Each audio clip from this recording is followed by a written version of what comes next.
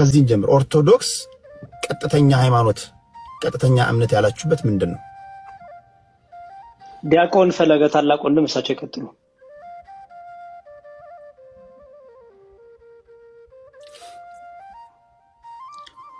ያሬዶ አይቀጥል። እሺ ቀጥሎ ከዲያቆን ፈለገ ታላቅነታቸውን ስለቀደበቁ ኤርሚ ይቀጥልና ከዛ ቀጥላለሁ። እኔና ኤርሚ ላጤዎች ነን፣ አላገባንም። ያገባ ሰው መቅደም ያለበት ያሬዶ። አይ ሲጀመር ነው ያሳበተ በእድሜ ታናሹ ይጀምር። በእድሜ ታናሹ ማለት ለምን ይዋሻል? ጥሩ ዜዲ የማይሆን ሀሳብ ነው ያነሳው። ላይቡ ከሚበተን በቅድሙ ጥያቄ ያሬዶ ሀሳብ ቢቀጥል ጥሩ ነው። እሺ ቶሎ ጊዜ እንጠቀም። እሺ እግዚአብሔር መንፈስ ቅዱስ ማስተዋል ጥበብ ይግለጥልን ለሁላችንም። የመጀመሪያው ኦርቶዶክስ ተዋሕዶ ለምንድነው ትክክለኛ መንገድ የሆነችበት ምክንያት በቃ ትክክለኛውን እግዚአብሔርን የዓለማት ሁሉ ፈጣሪ የሆነ እግዚአብሔርን በመገለጡ ልክ የምታምነው የምትቀበለው ስለሆነች የመጀመሪያው አምላኳን አግኝተዋለች ብለን እናምናለን። አምላካችንም አግኝቶናል ብለን እናምናለን። ስለዚህ በብሉይ ኪዳን የሚገርም ነገር አስቀድሞ ይሄ ሃይማኖት እምነት የሚለው ወርድ ከመምጣቱ በፊት መንገድ ነበር የሚለው። አሁን ለምሳሌ ሃይማኖት እምነት ስንል ለምሳሌ አንድ መንገድ አለ። የመንገዱ ዓላማ ማገናኘት ነው። እግዚአብሔር በመጽሐፍ ቅዱሳችን እንዲሁም ጥቅሱን ላንብብል ምን ይላል? በብሉይ ኪዳን መንገድ እያለ ነው የሚያስቀምጠውና የቀደመችዋን መንገድ ጠይቁ ይላል።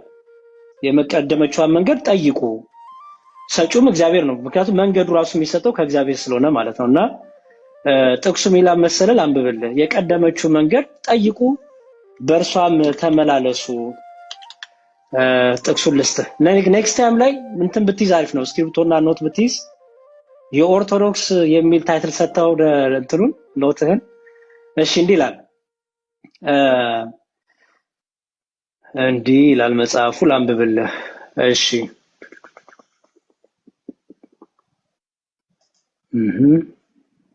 በትንቢተ ኤርምያስ ምዕራፍ 5 ቁጥር 1 ላይ በኢየሩሳሌም መንገድ እየተመላለሳችሁ ሩጡ ተመልከቱም ወቁም በአደባባዩም ፈልጉ ፍርድን የሚያደርግ እውነት የሚሻውን ሰው ታገኙ እንደሆነ ይቅርለታሉ ይላል። አሁን በኢየሩሳሌም መንገድ እየተመላለሳችሁ ሩጡ ሲል ዝም ብሎ በቃ መሯሯጥ ማለት አይደለም። በቃ ፍለጋውን ምክንያቱም እግዚአብሔር እስራኤል ማለት የሕዝበ እግዚአብሔር ማለት ነው። ስለዚህ በትንቢተ ኤርምያስ ላይ ኢየሩሳሌምን አንድ በሕዝቡ ያነሳታል፣ አንድ ነው በምን ይመስላታል መሰለ? የእግዚአብሔር ሕዝብ እግዚአብሔር የሚራራለት እግዚአብሔር የሚወደው የተመረጠው ሕዝብ በሚለው ይዛታልና በዚህ በትንቢተ ኤርምያስ ምዕራፍ 5 ቁጥር 1 ላይ በኢየሩሳሌም መንገድ የተመላለሳችሁ ሩጡ ተመልከቱ ወቁም በአደባባዩም ፈልጉ ፍርድን የሚያደርገው እውነትን የሚሻውን ሰው ታገኙ እንደሆነ ይቅርላታል ይላል። ስለዚህ እግዚአብሔር መንገድ እያለ ነው ሰዎች ከእግዚአብሔር ጋር ያለውን ኮሚኒኬሽን ሰዎች ከእግዚአብሔር ጋር ነቢያቱ ከእግዚአብሔር ጋር ህዝቡ ከነቢያቱ ጋር ያለውን ሁሉ መንገድ ይሏል። አሁን እዚህ ጋር ሰው ፈልጉ መንገድ የሚለው እግዚአብሔር የመረጠውን ነብይ በእግዚአብሔር አድሮበት የሚናገረውን ነብይ ያንን ሰው እወቁት ነው። ስለዚህ በመጽሐፍ ቅዱስ በብዙ ቦታ ይሄን እምነትን መንገድ እያለ ጠቅሷል። ስለዚህ የመጀመሪያው ኦርቶዶክስ ትክክለኛ ናት ለማለት መንገዱ ትክክለኛውን እግዚአብሔርን ስለያዘች። ሁለተኛው ደግሞ እነዚህ የምታያቸው መጽሐፍት እነዚህ ሁሉ የምታያቸው መጽሐፍት የአባቶች መጽሐፍት ናቸው። ከዛሬ 2000 ምናምን ዓመት በፊት ቤተክርስቲያን የነበሩ አባቶች ክርስቲያኖች ምን ያምኑ ነበረ? ስሙኝ። በሶስተኛውና በአራተኛው ክፍለ ዘመን ቤተክርስቲያን መንፈስ ቅዱስና መጽሐፍ ቅዱስን ጥላ ከፖለቲካ ጋር ተጋባች። በ16ኛው ክፍለ ዘመን ከረጅም ዝምታ በኋላ እነ ማርቲን ሉተርና እነ ጆን ካልቪን ቃሉን ሲያነሱ መንፈሱን ግን አልነኩትም፣ ተዉት። ከዛ በፊት በ1904 በእንግሊዝ ዌልስ ውስጥ የነበረ ሪቫይቫል ነበር። እነ ጆን ዌስሊ ወጣት ልጅ ነው እየሰበከ ብዙ ሰዎች በመንፈስ ቅዱስ ይሞሉ ነበር። ግን የአዙዛው እሺ አልቅበት እዚህ ጋር ለር ነው ወዳጃችን የተናገረው ነገር ሰምታችኋልና ትንሽ ነገር ብቻ ልበላችሁ። ሶስተኛውና አራተኛው ክፍለ ዘመን ላይ ቤተክርስቲያን የእግዚአብሔርን ቃልና የእግዚአብሔር መንፈስ ጥላ ከፖለቲካ ጋር ተጋባች አለ። which means የእግዚአብሔርን ቃልም የእግዚአብሔርን መንፈስንም አጣችሁ ማለት ነው። ስለዛ ሞተሽ ማለት ነው፣ ጠፋች። ቤተክርስቲያን እንደ ቤተክርስቲያን አስቡት። የኢየሱስ ቤተክርስቲያን የእግዚአብሔርን ቃል የእግዚአብሔርን መንፈስ አጣች ማለት በቃ በራሷ ህይወት ሊኖራት አይችልም። እንዲህ ብሎ መናገር በነገራችን ላይ በተዘዋዋሪ ጌታችን ክርስቶስ ኢየሱስን ቀጥታ መሳደብ ነው። በነገራችን ላይ እንዴት መሰላችሁ? ቤተክርስቲያን ሙሽራይቱ ናት፣ ክርስቶስ ደግሞ ሙሽራው ነው።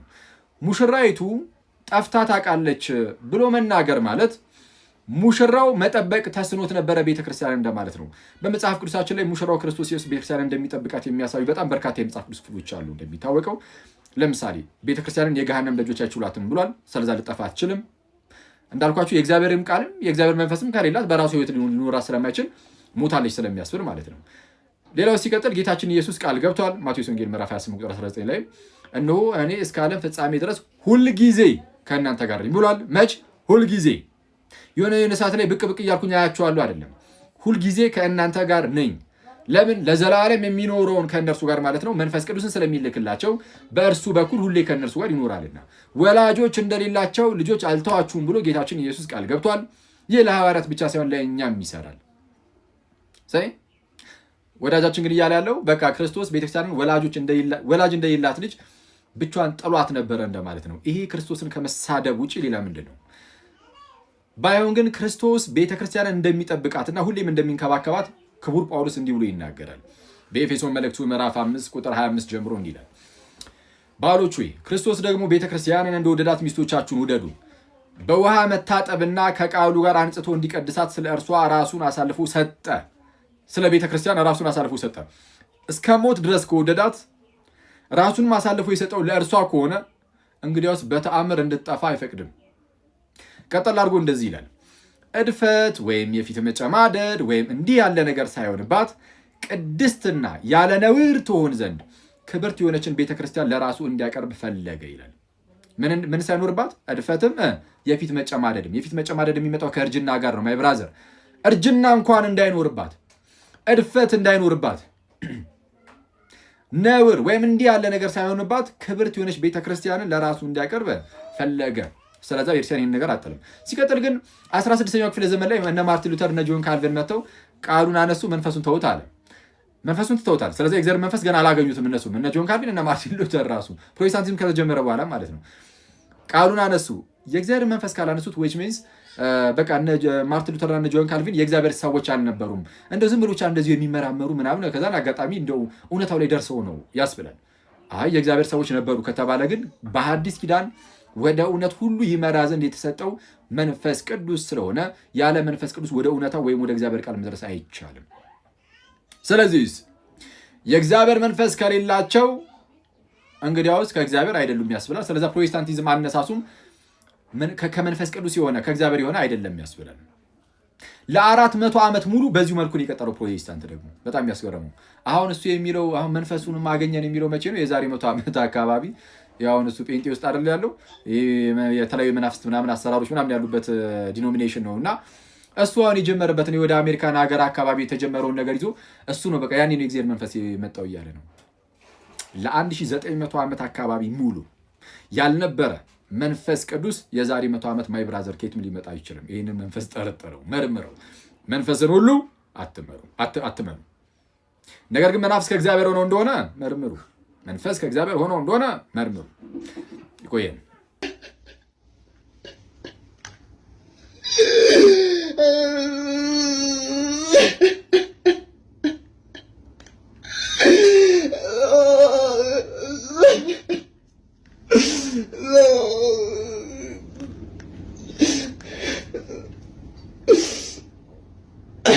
አያችሁ፣ ይቺ ዓለም 1 ደቂቃ አስቃ 10 ሰዓት ታስለቅሳለች። ትንሽ ነገር ሰጥታ ብዙ ነገር ታሳጣለች። ደስታ የሚያገኝ መስሎት አካሉን አስቆራረጠ። የሌለውን መልክ ያዘ፣ ማንነቱን አጣ። ግን ደስታ አላገኘም። ከክርስቶስ ያልሆነ ሕይወት ውስጥ ነበረ። ስለዚህ ደስታ ሊያገኝ አልቻለም። ሰው ደስታውና ሰላሙ የተረጋገጠ የሚሆነው ክርስቶስን ሲያገኝ ብቻ ነው። ከክርስቶስ ጋር ሲሆን፣ በክርስትና ጥላ ውስጥ ሲሆን ብቻ ነው ሰላምን ሊያገኝ የሚችለው። ለዚህ ነው ኢየሱስ እንዲህ አለ፣ ሰላም እተውላችኋለሁ፣ ሰላሜንም እሰጣችኋለሁ። እኔም እሰጣችሁ ዓለም እንደሚሰጣችሁ አይደለም። ልባችሁ አይታወክ አይፍራም አለ። ስለዚህ ክርስቶስን እናገኝ፣ በክርስቶስ እንሆን፣ ሰላምን እናገኝ። ከዚህ ውጭ ያለው ሰላም ጊዜያዊና የሚጠፋ ነው። ይሄ ደግሞ የዘላለም ሕይወትን የሚያሳጣ ተግባር ነውና ደስታን ሊያገኝ አልቻለም። ዛሬም ያለቅሳል። ሰላምን ለማግኘት ደስታን ለማግኘት ግን አካሉን ቆርጧል። ጆሮውን፣ አፍንጫውን ያልቆረጠው ነገር የለም። ብዙ ነገሩን አጥቷል፣ ግን ደስታ ሊያገኝ አልቻለም። ይሄ ለኛ ትምህርት ነው።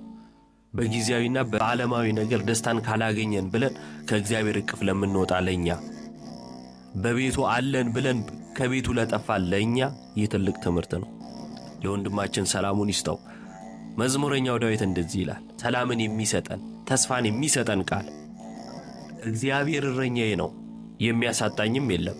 በለመለመ መስክ ያሳድረኛል፣ በዕረፍት ውኃ ዘንድ ይመራኛል። ነፍሴን መለሳት፣ ስለ ስሙም በጽድቅ መንገድ መራኝ። በሞት ጥላ መካከል እንኳን ብሄድ አንተ ከኔ ጋር ነህና ክፉን አልፈራም። በትርና ምርኩዝ እነርሱ ያጸኑኛል። በፊቴ ገበታን አዘጋጀህልኝ፣ በጠላቶቼ ፊት ለፊት ራሴን በዘይት ቀባ። ጽዋዬንም የተረፈ ነው። ቸርነትና ምሕረትህ በሕይወቴ ዘመን ሁሉ ይከተለኛል፣ በእግዚአብሔርም ቤት ለዘላለም እኖራለሁ። እንዲህ ልንል ይገባል። ይህ ትልቅ ተስፋ ነው። እግዚአብሔር ትልቁን ደስታና የማይጠፋውን ሰላም ይስጠን። ሰላም ነው ፓፓ። ከአክሊል ምን ተማርክ? ከአክሊል የተማርኩት ከኃጢአት ለመውጣት ከፈለግን ንስሐ በመግባት ስጋና ደሙን መቀበል እንዳለብን ነው። ሰላም ነው። እንዴት ነህ? ከአክሊል ምን ተማርሽ? ከአክሊል የተማርኩት ዘወትር በሕይወታችን ክርስቶስን መምሰል እንዳለብን ተምሬያለሁ። ረቡኒ አክሊል በጣም አመሰግናለሁ። ሰላም ነው። እንዴት ነህ? ከአክሊል ምን ተማርክ? ከአክሊል የተማርኩት ቅዱስ ቁርባን ዘወትር መቀበል እንዳለብኝና የእግዚአብሔር ሰው ለመሆን ቁርባንን በእምነት መቀበል አስፈላጊ መሆኑን። እናመሰግናለን መምህር አክሊል። ከዛሬው የሚልቅ የማይዝል ጉልበቱ